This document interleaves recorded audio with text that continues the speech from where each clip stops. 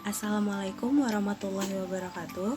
Sebelumnya perkenalkan, nama saya Salsabil Putri Indira dari jurusan D4 Fisioterapi semester 3 dengan NIM P37326120045 dan dosen pengampunya Ibu Zahra Satifani STR FTR MKes. Penyakit jantung bawaan atau biasa disingkat dengan PJB adalah kelainan anatomi jantung yang berkembang dalam rahim selama trimester pertama dan muncul saat lahir.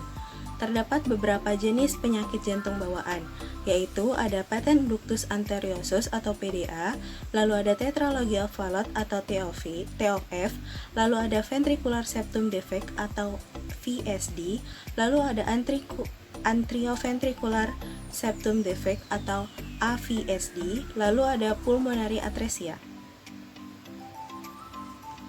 Pada kesempatan kali ini saya akan membahas tentang tetralogy of Fallot. Tetralogy of Fallot merupakan salah satu kelainan jantung kongenital dengan defek utama pada septum infundibular, di mana terdapat empat komponen defek, yaitu ventricular septal defect atau VSD, pulmonary valve stenosis, posisi aorta yang abnormal, dan yang terakhir ada right ventricular hypertrophy atau penebalan abnormal pada ventrikel kanan. Di Amerika Serikat sendiri, TOF telah dijumpai lebih kurang 10% dari seluruh kejadian penyakit jantung bawaan. Insidensi 3,26% tiap 10.000 kelahiran hidup atau sekitar 1.300 kasus baru setiap tahunnya. Di Indonesia sendiri, menurut data dari Rumah Sakit Umum Daerah RSUD Dr. Sutomo Surabaya, menunjukkan bahwa sebagian pasien tetralogy of Fallot ini berusia di atas 5 tahun, serta prevalensinya itu menurun setelah umur 10 tahun.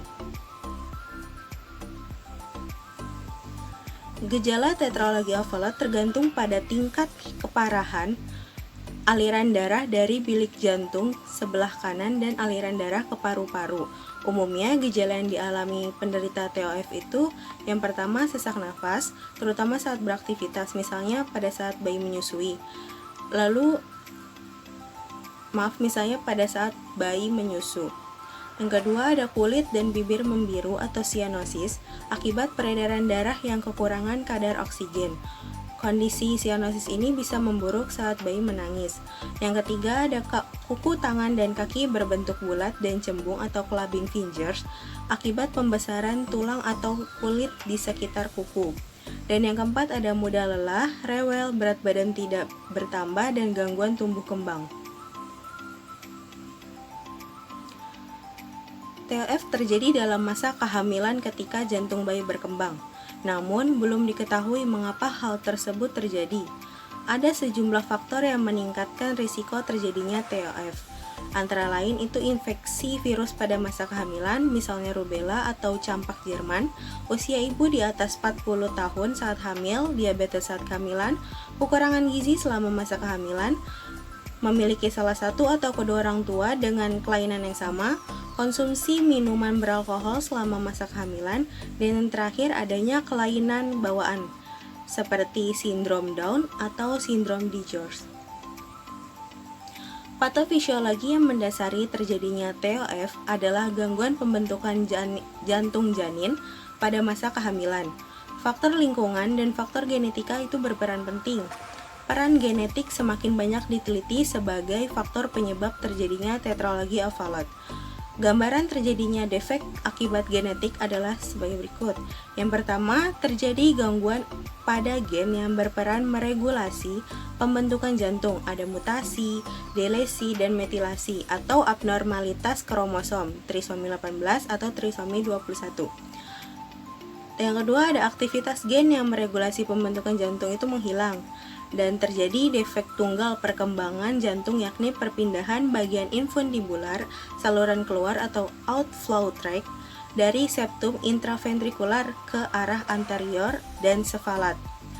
Dan outlet septum ini mengalami deviasi.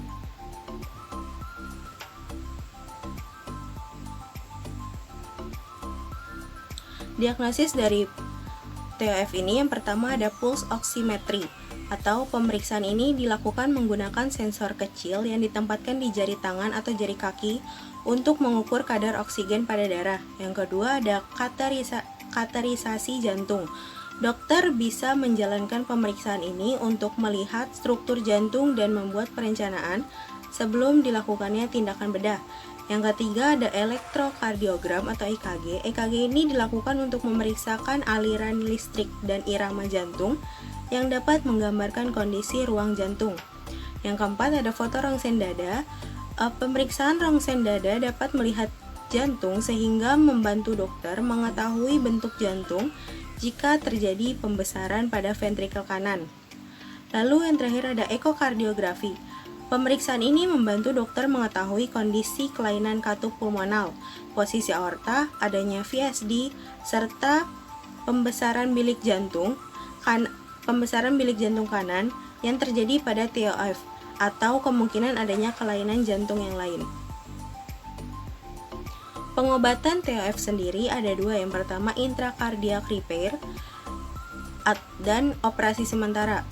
Intracardiac repair ini dilakukan di tahun pertama setelah bayi lahir. Tujuan operasi ini adalah untuk memperbaiki katup pulmonal yang sempit serta menutup lubang akibat VSD.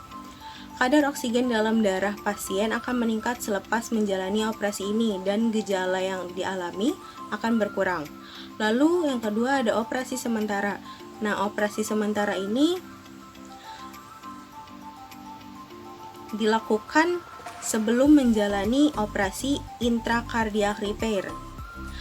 Hal tersebut itu dilakukan untuk mempertahankan aliran darah ke paru-paru. Nah, dalam operasi, dokter akan membuat sambungan atau aliran darah.